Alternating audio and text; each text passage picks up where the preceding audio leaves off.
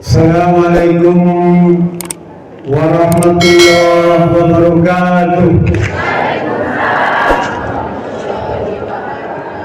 Sampurasun. Saya ke bagian terakhir. Bismillah, alhamdulillah, wassalatu ala rasulillah, wala hawla wala quwwata illa billah. Amma ba'du.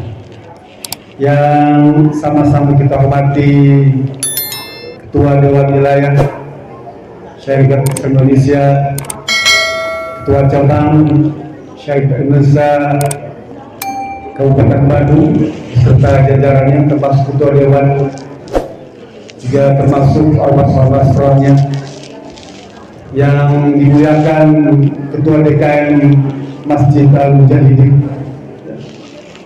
juga Ketua Anak Cabang Pacet Syarikat Indonesia, Bapak Ibu dan Ibu semua. Saya ke daerah sini pernah diajak oleh Pak Abdullah almarhum. Sudah cukup lama, mungkin 10-12 tahun yang lalu kan. Saya disuruh untuk memberikan tausiah sebentar waktu itu ya, cukup lama. Tapi saya kesini katanya sudah meninggal. Ya, kita sama-sama doakan. Termasuk juga saya mendoakan kepada sahabat saya, Ketua Dewan Wilayah Syarikat Islam Indonesia Provinsi Jawa Barat, Bapak Dr. Haji Sujana, gitu ya. Saya minta keikhlasan Bapak Ibu semua. Pertama untuk mendoakan almarhum Haji Abdullah, yang kedua untuk mendoakan almarhum Bapak Saudara Miharja. Saya minta keikhlasannya membaca Al-Fatihah dan mengamini doa saya. Gitu ya, sebentar saja. Ala hadiniyah Al-Qiblat Salah, khususan Bapak Abdullah, Bapak Saudara Miharja. Al-Fatihah. A'udzu billahi minasy syaithanir rajim. Bismillahirrahmanirrahim. Alhamdulillahi rabbil alamin. Ar-Rahmanir Rahim. Maliki yaumiddin. Iyyaka na'budu wa iyyaka nasta'in. Ihdinas siratal mustaqim. Siratal ladzina an'amta 'alaihim ghairil maghdubi 'alaihim waladdallin. Allahumma shalli ala Muhammad tabarak wa ta'ala sayyidina ajmain. Allahumma ighfir lahum warhamhum wa'fu anhum wa akrim nuzulahum wa wasi' madkhalahum waghsil bil ma'i wasalli wal baradi wa naqi minal khataya kama yunqi sabri min al-jansi wa adkhilhum jannati wa azmin adzabil qabri wa azabin nar. Allahumma ighfir li hayyina wa mayyitina wa syahidina wa ghaibina wa kabirina wa saghirina wa dzakirina sana. Allahumma man ahyaitum fa ya Islam wa man tawaffaitum fa tawaf al-iman. Rabbana la tahrimna ajrahum wa la taftina ba'dahum. Rabbana ighfir lana wa sabqna bil iman wa la taj'al fi qulubina ghillan lil ladzina amanu. Rabbana innaka ra'ufur rahim. Alhamdulillah rabbil alamin. Terima kasih. Bapak Ibu rahimahullah. Untuk mengawali tausiah ini, saya ingin memanjatkan puji syukur kehadirat Allah Subhanahu wa taala atas berbagai karunia dan nikmat yang telah dilimpahkan kepada kita sekalian. Di antara nikmat yang besar yang Allah karunia-Kan kepada kita adalah nikmat istiqomah. Istiqomah dengan akidah yang bersih, tauhid yang bersih. Istiqomah dengan ibadah yang sahih. Istiqomah dengan akhlak yang mulia.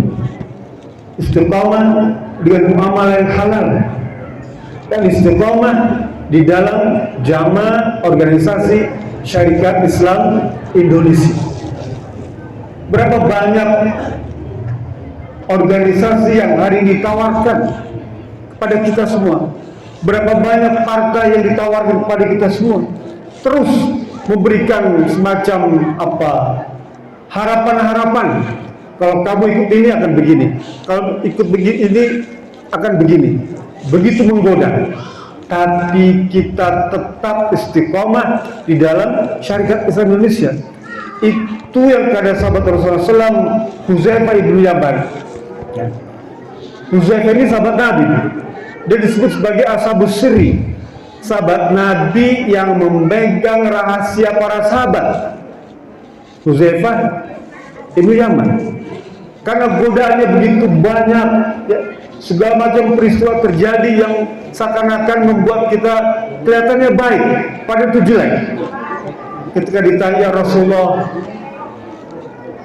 kaifa bina ya Rasulullah, in adrukani dzalik, apa cara kita, sikap kita kalau zaman itu datang, kalau godaan itu begitu besar, kalau tsunami itu begitu dahsyat, ya, menyerang umat Islam. Kata Rasulullah, falzam jamaah muslimin, pegang teguhlah tuh, ya, jamaah Islam, organisasi Islam, pegang itu kuat-kuat, ya. Fa'ilam takun jamaatun wala imamun, jika kamu tidak dapatkan jamaah Islam beserta imamnya yang cocok dengan dirimu, fa'tazil tilka firaqah kullu, tinggalkan tuh semua organisasi, tinggalkan itu semua partai. Kalau kamu tidak dapatkan organisasi yang memang secara histori sejarah, ya, dan tetap istiqomah di dalam Islam. Syarikat Islam Indonesia salah satu ormas keagamaan, ya, yang tetap istiqomah sejak dulu sebagai dasar hukumnya sampai hari ini. Inilah yang saya anggap beserta teman-teman di DPP menjadikan Syarikat Islam Indonesia sebagai satu-satunya organisasi yang tetap berpegang teguh, dan itulah yang patut kita syukuri pada Allah Subhanahu wa Ta'ala. Bapak Ibu Subhanahu wa Ta'ala, Syarikat Islam Indonesia Kabupaten Bandung, saya tadi cukup bangga mendengar laporan dari Ketua Cabang Kabupaten Bandung bahwa sudah ada 8 anak cabang yang telah melaksanakan musyawarah anak cabang. Ini tidak mudah, Pak. Untuk membuat musyawarah itu tidak mudah, Pak. Karena musyawarah itu di dalam ADART disebut sebagai sendi organisasi, sendi dasar organisasi. Nanti buka pasal 19D tentang apa? Sendi dasar organisasi itu ada 4. Yang pertama musyawarah, yang kedua disiplin, yang ketiga kritik, bagian sendi dasar, yang keempat gotong royong, Pak. Itu penting diketahui oleh kita selaku anggota baiat, ya, bahwa kita harus menyiapkan musyawarah. Apalagi sebentar lagi Kabupaten Bandung juga akan menjadi sohibul bait, tuan rumah hajat besar musyawarah wilayah. Pentingnya musyawarah sampai dituangkan dalam ADART, dari mulai musyawarah nasional, musyawarah wilayah, musyawarah cabang, musyawarah anak cabang. Penting kedudukan musyawarah itu. Musyawarah itu berasal dari kata orang Arab sebutnya syirtul asal. Musyawarah itu berasal katanya syirtul asal, sari madu, ya. Sehingga musyawarah itu harus menghasilkan hasil keputusan kebijakan seperti madu, ya. Bagus, baik, ya. Kan madu itu dasarnya daripada lebah. Nabi Muhammad SAW menggambarkan orang-orang yang bermusyawarah itu seperti kanahal, seperti madu, seperti lebah, ya. Iza waqa'at falam tufsid, wa iza akalat falam tukasir, wa wada'at thayyiban. Lebah itu dia makan yang baik-baik. Bunga yang bagus-bagus itu makan itu, Pak. Ya. Dia pilih bunga-bunga yang bagus tuh, ya. Bunga kembang, ya. Yang bagus. Kemudian falam akalat walam tukasir. Makan dia tidak perlu banyak, Pak. Tidak rakus maksudnya. Lebah itu kalau makan tidak rakus. Ya. Sekarang ini banyak di kalangan para pejabat sudah menjabat formal, masih rakus, masih pengen punya perusahaan, pengen punya usaha, pengen punya aset yang besar, ya, dalam rangka menghimpun keuangan. Coba lihat pejabat mana yang tidak punya. Kata Allah Subhanahu wa taala di dalam surat Al-Anfal ayat 30, ya. Iz yamkuru bikal ladzina kafaru liusbituka aw yaqtuluka aw yakhrujuka wa yamkuruna wa yamkurullah wallahu khairul makirin. Orang-orang kafir itu, Pak, mereka telah merencanakan, membuat program, mensiasati, cari cara supaya mengusir orang Islam itu. Ya. Yusbituk itu, asabat itu namanya mengikat artinya, Pak. Menahan, memenjarakan. Orang kafir itu siap memenjarakan orang Islam. Yusbituka, liyaktuluka, bahkan untuk siap membunuh.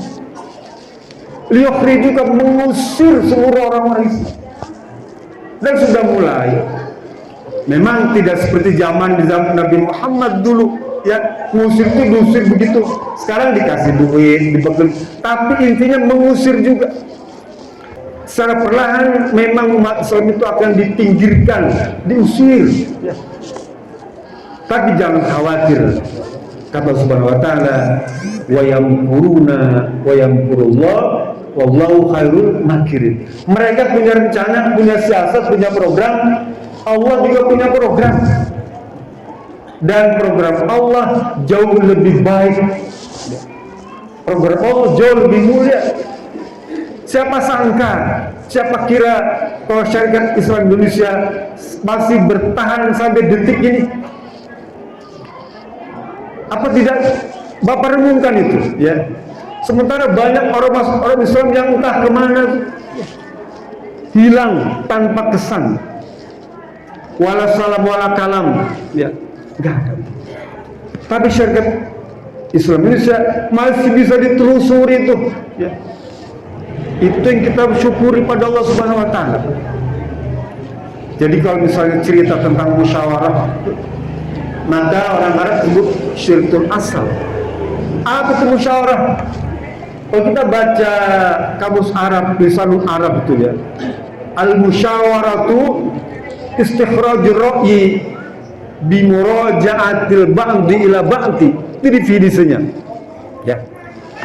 Musyawarah adalah istikhrajur ra'yi, mengambil sari, ya, mengambil inti, merumuskan kebijakan, ya, memutuskan suatu perkara tuh. Bimuraja'ah, dengan membandingkan dari satu pikiran yang satu dengan pikiran yang lain. Itu, Pak. Jadi musyawarah itu mengambil saripati dari sekian banyak pemikiran orang. Tidak mungkin musyawarah itu sendiri, ya. Enggak, bukan musyawarah namanya. Keputusan itu tidak bisa diambil sendiri. Kalau menyangkut negara, mentang-mentang jadi kepala, segala macam diputuskan sendiri, nggak boleh, Pak. Harus dimusyawarahkan bareng-bareng. Di tingkat anak cabang, siapa kira-kira nih program apa yang bagus, musyawarahkan. Siapa kira-kira akan memimpin anak cabang, dimusyawarahkan. Segala macam urusan Rasulullah itu selalu dimusyawarahkan. Kata Abu Hurairah, ya, dalam sebuah hadis itu, Rasul pernah berkata, "Iza kana umara'ukum khiyarukum wa aghniyaukum subahaukum wa umurakum syura bainakum fadharu fil ardi khairul lakum min baqdiha. Kata Rasulullah SAW, jika pemimpin kalian itu orang-orang baik, pemimpin kita orang baik, untuk mencari pemimpin yang baik harus dalam musyawarah. Gak bisa kalau tanpa musyawarah. Umara'ukum khiyarukum, pemimpin yang baik ya, cari. Yang kedua, waghniyaukum sumahaukum, orang-orang kayanya itu apa? Dermawan. Sumahaukum itu dermawan maknanya, Pak. Orang-orang kaya dermawan ya, baik, royal, peduli ya. Kita punya lembaga kesejahteraan sosial ya. Bagus, Pak. Setiap tahun setiap orang punya kewajiban berzakat, zakat mal ya. Apalagi di ibu yang punya kalung ya. Kalau lebih daripada 80 gram mesti dikeluarkan zakatnya. Ya, ibu punya gelang, kan kalau suka salaman, assalamualaikum, cerengkan,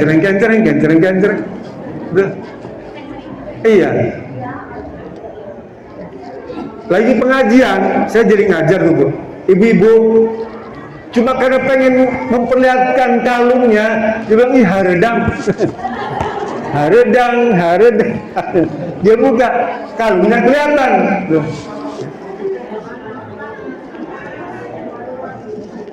Sampai ngasih minuman ke saya tuh, sebulan tuh, Ustaz, nih minum itu cincinnya nyambung pakai rantai tuh, Bu. Pakai apa? Cincin 5 disambung pakai rantai. Saking pengen kelihatan, Ustaz. Ada yang di sini begitu, Bu? Ada nggak? Dulu zaman pakai behelnya emas, ya. Pakai emas ya. Kalau senyum sengaja, kelihatan giginya. Yang suka pakai behel tuh ya. Saya teruskan. Kata Rasulullah, wa aghniyaukum sumahaukum, kalau orang-orang kaya itu dermawan, orang punya kontrakan, punya kebun, punya sawah.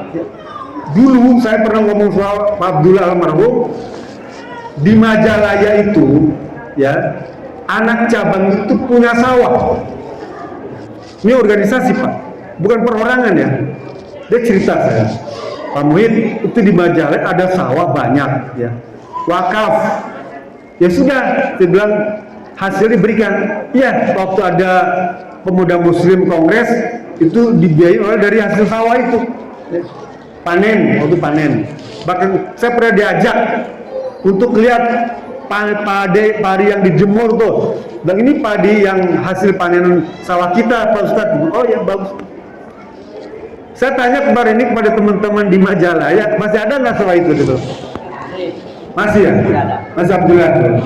Nah, sekarang coba diinventarisir. Tadi kita inventaris kembali tuh. Hasilnya masih bisa dimanfaatkan nggak? Ya. Sekarang ini kan kita lagi butuh untuk hajat besar, musyawarah wilayah. Kalau misalnya hibah dari wilayah itu cuma sekian nggak cukup, cari tambahannya. Kalau padi itu bisa dijual, hasil padi itu jual. Karena itu milik kita, milik anak cabang, milik cabang, ya. Hak kita. Jangan sampai orang yang mewariskan kepada kita itu hasilnya tidak dimanfaatkan, tidak digunakan. Jadi sebetulnya Kabupaten Bandung ini kabupaten yang kaya, Pak. Asetnya banyak ya. Dulu di depan sini ada kantor Syarikat Islam ya. Ke tahun lalu sini, sekarang udah nggak ada. Saya nggak ngerti apakah berpindah tempat atau berpindah pemilik gitu ya. Yang ketiga, kata Rasulullah, wa umurukum syura bainakum. Kalau segala macam urusan itu kamu musyawarahkan, dimusyawarahkan urusan itu, ya. Ada pemilihan pimpinan, musyawarah. Ada penentuan kebijakan, musyawarah. Urusan apa saja kalau dimusyawarahkan, kata Rasulullah, fabharu fil ard khairul lakum min baqtiha. Hidup kamu di dunia itu jauh lebih baik daripada matimu. Maksudnya apa? Hidup di atas bumi itu lebih baik daripada di bawah bumi. Artinya begitu. Tapi maksudnya hidup kamu itu jauh lebih bagus daripada mati kamu nanti. Kalau kita mati kan gak bisa amal apa-apa. Tapi kalau masih hidup, selama kita bisa bermusyawarah, maka itu jauh lebih baik. Oleh karena itu, bersyukurlah yang hari ini Mas diberikan nikmat umur panjang. Nikmata di maghbunun minanas sehatu wal faragh. Ada dua kenikmatan yang orang banyak lupa, diabaikan. Kalau itu sebagai kenikmatan apa? Kesehatan dan kesempatan. Kesempatan adalah usia. Kita diberi kesempatan sampai usia 64. Saya hari ini 64 tahun, Pak. Ini saya syukuri. Kenapa? Karena banyak amal yang saya bisa kerjakan, ya. Apakah berkaitan dengan urusan cabang, urusan wilayah, urusan DPP, bahkan urusan kampung, masih kita bisa kerjakan. Ini yang perlu disyukuri oleh kita semua, ya. Sahabat-sahabat saya satu persatu ya meninggalkan.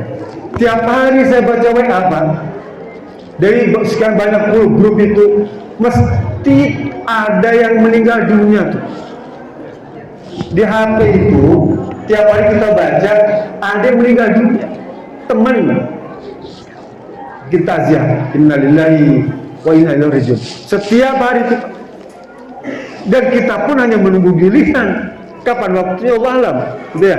Oleh karena itu, karena kita tidak tahu, kata Allah di surat Al-Qur'an itu, ya, wa ma tadri nafsum bima taksibu dan wa ma tadri bi tamut. Kita tidak tahu apa yang terjadi besok, satu detik yang akan datang kita tidak tahu.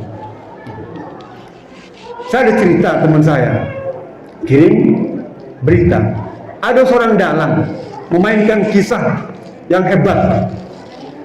Tiba-tiba datangnya meninggal dunia, Pak. Dalangnya itu meninggal dunia. Tiga cerita itu nggak bisa terus. Gatot Kaca nggak bisa terbang karena dalangnya meninggal dunia. Sampai ya. Onterjang nggak bisa menyelam ke lautan, nggak bisa. Bima nggak bisa keluar, dalangnya meninggal. Ya. Kira-kira siapa yang tahu dalang itu meninggal? Gak ada yang tahu, Pak.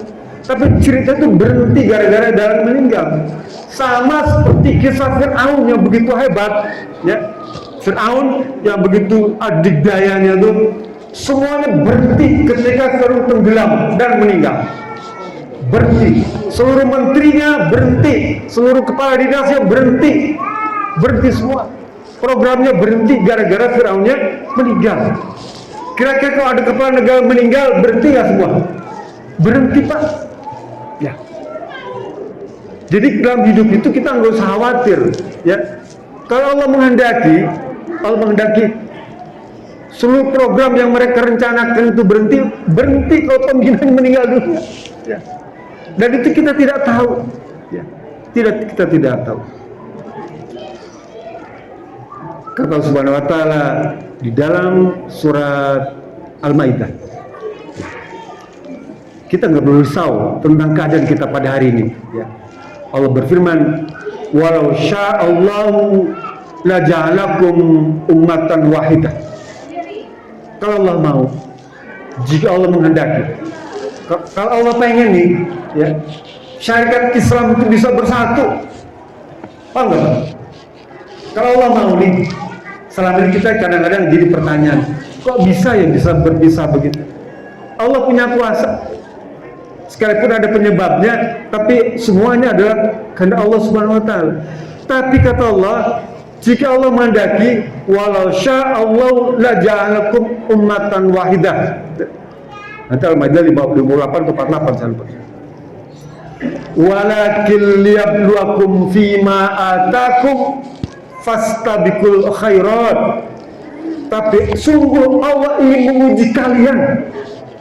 Kita ini diuji oleh Allah. Kaum syarikat Islam Indonesia diuji oleh Allah Subhanahu wa taala. Saudara kita yang syarikat Islam juga diuji oleh Allah Subhanahu wa taala. Untuk apa? Fastabiqul khairat, saling berlomba-lomba di dalam kebaikan. Berlomba-lomba dalam kebaikan. Kalau kita bekerja dengan baik, ya, sesuai dengan ADRT, ya, sesuai dengan hukum-hukum yang dicantum dalam program Al-Quran Tanzim, insya Allah untuk mendatangkan umat Islam itu mudah bagi Allah. Mudah. Ini akidah. Tadi cerita mulai bersih-bersih tauhid. Maka Bapak harus punya tauhid. Kalau Allah menghendaki maka bersatu. Bahkan untuk seluruh umat Islam, kalau Allah menghendaki juga bersatu. Dalam surat Yunus ayat 99 Allah berfirman, walau syaa rabbuka la ja'alan nasa ummatan wahidah. Walau syaa rabbuka la amana man fi ardi kullum jami'a. Yang tadi surat Al-Hud, yang itu surat Yunus, ya. Surat Al-Hud ayat 112 dan surat Yunus ayat 99. Jika Allah mau, seluruh penduduk bumi ini beriman semua. Kalau Allah mau, nih orang Pacet, orang Ciparai, orang Majalaya, orang Bandung, orang Rempang, ya, orang Batam, semua orang Amerika beriman semua. Kalau Allah mau, kata Allah menghendaki ujian bagi kita. Kita diuji oleh Allah Subhanahu Wa Taala. Apakah dengan ujian ini kita bisa sabar, tahan, tetap istiqomah atau tidak? Nabi Adam alaihissalam, Nabi Adam nggak sanggup ngajarin anaknya Qabil, paham Pak? Nabi Adam alaihissalam nggak sanggup ngajarin anaknya Qabil untuk ikut syariat. Kamu harus kawin dengan adik kamu, nggak mau dia, nolak, nggak mau saya ini pilih orang Pacet, nah Qabil nggak sanggup. Nabi Nuh alaihissalam, Nabi loh Pak, ya. Dia termasuk Rasul, tidak sanggup memberikan pengajaran kepada istri dan anaknya Kanan, nggak sanggup dia. Padahal seorang Nabi yang sanggup mengajari anak dan istrinya tuh. Nabi Ibrahim alaihissalam, ya, bapaknya para nabi tuh tidak sanggup memberikan bimbingan pada ayah kandungnya Azar, ya, ayah kandungnya sendiri. Dia mendoakan, ya Rabb, ampunilah orang tua saya, tapi tidak sanggup memberikan arahan agar mau ikut Nabi Ibrahim. Ya. Nabi Lut alaihissalam tidak sanggup membimbing istrinya Walilah. Namanya Walilah, ada namanya Walilah. Waktu saya ngaji ada namanya Walilah, buat istrinya Nabi Lut. Istrinya Nabi Lut yang membangkang pada Nabi Lut. Walilah. Nabi Lut gak sanggup ngajarin istrinya. Coba. Sanggup begitu Pak. Nabi Musa alaihissalam, Nabi Musa tidak sanggup ngajarin ayah angkatnya tuh, bapak angkatnya Fir'aun itu tidak sanggup diselamatkan oleh Nabi Musa alaihissalam. Padahal Fir'aun itu gegedugnya pada waktu itu. Kalau sekarang mungkin apa, negara adidaya tuh, Amerika mungkin ya presidennya tuh raja paling tinggi di dunia pada waktu itu adalah Fir'aun. Itu ayah angkatnya Nabi Musa alaihissalam. Nggak sanggup. Dari kecil Nabi Musa itu, dari bayi merah itu sudah ada dalam istana. Artinya bagi Nabi Musa nggak asing istana itu. Sejak bayi dia ada di istana. Kalau sekarang kan, tapi Musa alaihissalam sejak masih merah itu sudah ada di istana dia. Nggak asing dengan kehidupan istana. Nah, hidup di istana kan beda dengan hidup saya di kampung saya di Bojong Soang, ya. Hidup saya di Bojong Soang kan kadang banjir, gitu ya, kadang macet. Dan Di sana kan semua sudah cukup. Artinya apa? Sudah biasa hidup mewah Musa alaihissalam. Tapi dia tidak sanggup mengislamkan ayah angkatnya. Termasuk istrinya Siti Asyah juga tidak sanggup mengislamkan suaminya Fir'aun. Tidak sanggup. Ya. Nabi Muhammad SAW juga tidak sanggup mengislamkan pamannya Abi Thalib yang sejak kecil bertanggung jawab terhadap Muhammad SAW. Tidak sanggup. Tidak sanggup memberikan hidayah, Pak. Mananya, Pak? Jadi hidayah itu adalah milik Allah Subhanahu wa taala. Iman itu adalah milik Allah Subhanahu wa taala. Bapak Ibu datang ke sini kalau bukan karena izin Allah nggak akan mau datang. Apa ya? Syukuri itu, Pak. Allah mudahkan. Nanti Bapak baca surat Al-An'am ayat 125. Allah berfirman, "Famay yuridillahu ayyahdiyahu yashrah sadrahu lil Islam." Siapa saja, ya, laki-laki, perempuan, tua, muda, kaya, miskin, pejabat, rakyat, siapa saja, ya, yang Allah kehendak untuk mendapatkan hidayah petunjuk, ya, keimanan, tauhid, ya, ayyahdiyahu yashrah sadrahu lil Islam, hatinya, qalbunya itu dimudahkan, ya. Yashrah itu apa? Lapang dada, Pak, luas. Yashrah sadrahu lil Islam, lapang dada, Pak, luas. Sahabat sampai tanya, "Ya Rasulullah, itu maksud lapang dada itu gimana ya?" Dia bilang, "Emang kayak lapangan bola?" Terus bilang, "Bukan. Qalbunya itu ada nurun yuhzabu fil qalb, ada cahaya dalam hatinya." Sahabat namanya ngeyel, ya, tanya lagi, "Ya Rasulullah, apakah nur itu hatinya ada itu dia nyala seperti lampu?" Ini lampu saya tahu juga. Masjid di kampung pakai lampu kristal, ya, itu DKM.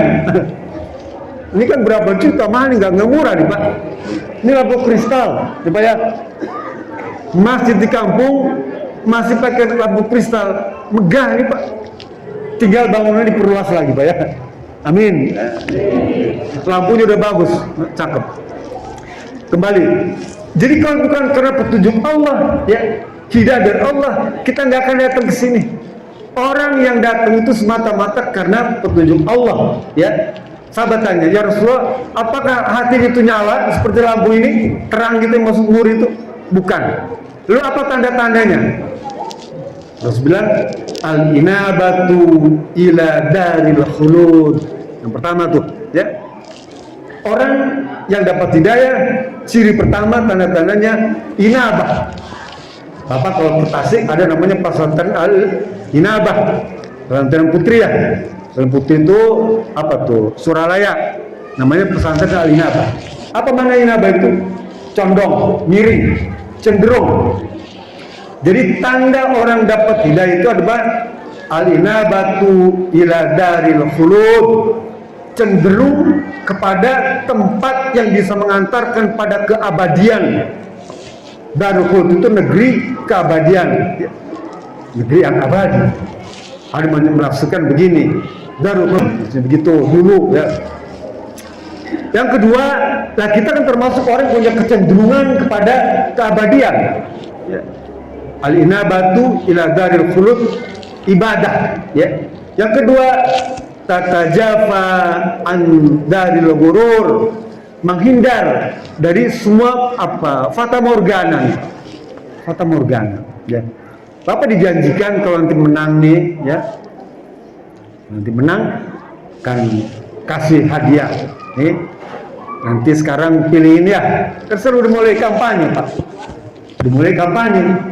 Sebenarnya saya sangat senang juga, ya, kalau Kabupaten Bandung itu memanfaatkan momentum, ya.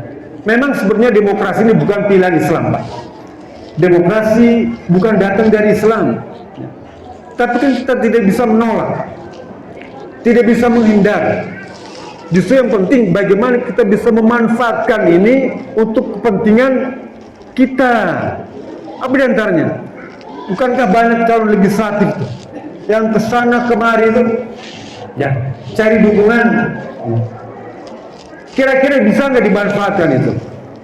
Mungkin ketua cabang, ketua dewan dan teman-teman bisa dimanfaatkan. Cari calon legislatif yang cocok sesuai dengan misi visi kita, sehingga katakanlah penyimpangannya tidak terlalu jauh. Paham ya? Tentu saja dia harus orang Islam, orang baik, ya, orang soleh. Itu kan kita bisa lihat track recordnya. Kalau dia misalnya ada semacam ijab kabul lah, kesepakatan antara kita dengan mereka, ya. Jangan satu, kalau perlu banyak, ya. Kita kan lagi punya hajatan tuh, rencana bikin kantor di Cicalengka tuh, kantor wilayah, ya. Bisa nggak manfaatkan itu semua, baik legislatif tingkat kabupaten atau tingkat DPRD provinsi. Kalau semua bergerak satu provinsi itu dengan memanfaatkan momentum ini, Pak, ya, memanfaatkan legislatif ini, selesai itu.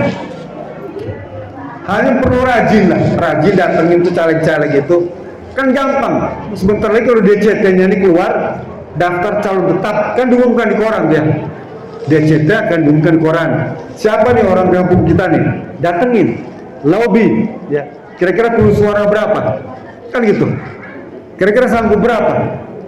Ini, Pak, memanfaatkan ini sama seperti Nabi Yusuf alaihissalam bekerja dengan orang kafir. Nanti baca surat Yusuf ayat 23 tuh, ya.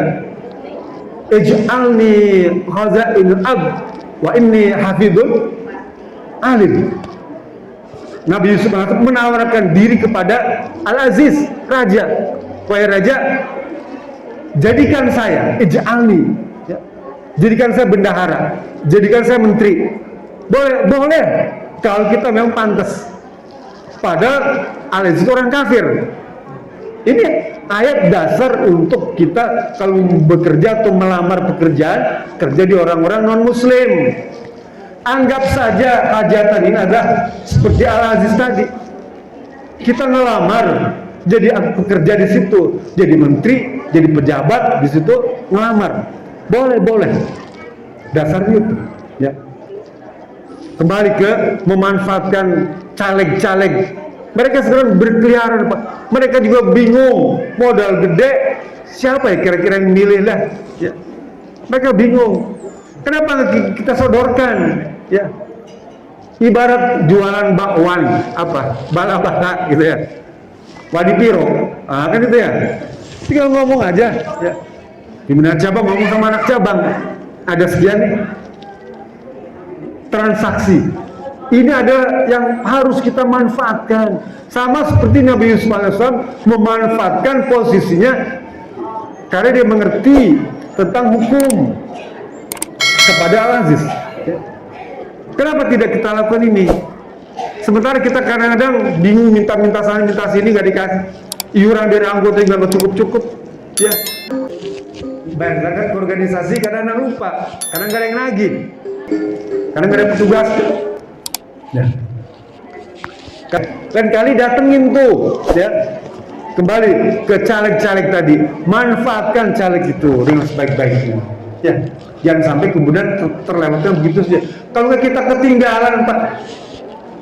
Kalau seluruh kabupaten di Jawa Barat ini mempraktekkan hal tadi, rasa untuk bangun kantor cabang itu 5 kali lagi bisa, tuh, Pak. Oh, mereka lagi bagi-bagi duit, ya. Caleg itu bagi-bagi duit, Pak. Bayangkan, Pak, minimal jadi caleg itu di Kabupaten Bandung 1 miliar. Paling kecil, saya tanya ke teman-teman 5M. Bayangkan, 5M untuk jadi caleg, untuk anggota legislatif di Kabupaten Bandung. Sehingga bayang di provinsi berapa, di pusat berapa, besar, Pak. Lah di kabupaten itu minimal 3-4 kecamatan, ya. 3-4 minimal 4 kecamatan, Pak. Satu kabupaten itu untuk jadi suara caleg, jadi legislatif itu minimal 4 kecamatan. Kalau bagi-bagi 100.000 kali 100.000 rupiah di per orang berapa Pak? 100.000 kali 1.000, 10 miliar. Baru dia aman. Ya. Kalau modal sekedar bagi kaos, topi gitu nggak laku sekarang. Nggak laku. Ya. Masih semua ada transaksi Wanipiro. Lah kita Syarikat Islam Kabupaten Bandung punya modal itu semua. Untuk apa? Untuk kemaslahatan umat. Ya. Untuk kemaslahatan kita semua. Ya. Kan? Kalau ini kan enak gampang. Dia yang perlu pada kita.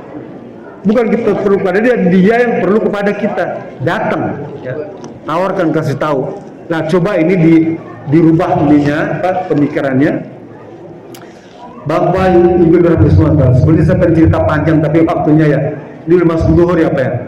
Ya, masuk zuhur ya. Gimana? Saya stop aja ya. Sampai sini aja ya. Itu saja. Lebih kurang maaf. Insyaallah kesempatan kita bisa ketemu lagi. Ya. Kalau benar itu datang dari Allah, kurang berkenan di semata-mata karena kebodohan saya. Fattaqullaha tatatum wal minkum billahi sabilillah. Assalamualaikum warahmatullahi wabarakatuh.